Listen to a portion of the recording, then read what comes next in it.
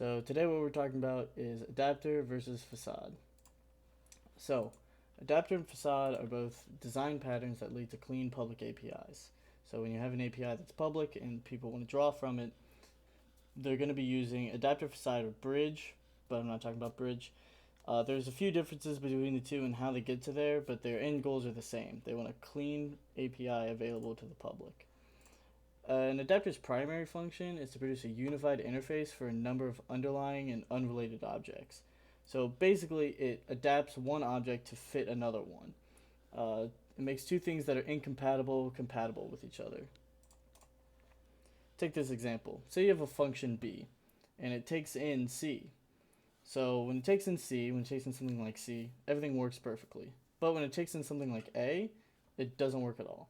So what an adapter does is it's able to adapt a to make it like c, so that function b can use it. Where would you find an adapter being used? Active Record is a good example of it. It's a Ruby on Rails object relational mapping. So the code underneath is able to communicate with many different types of databases, and it's all using adapters. So Facade is basically just a simple adapter. They can't handle complex interactions, but they simplify the interaction between a consumer and the interface. Facades work similarly to adapters, but work best once again with a simpler interface to an underlying object. When you have a very simple interface and a very simple underlying object, they work very well together.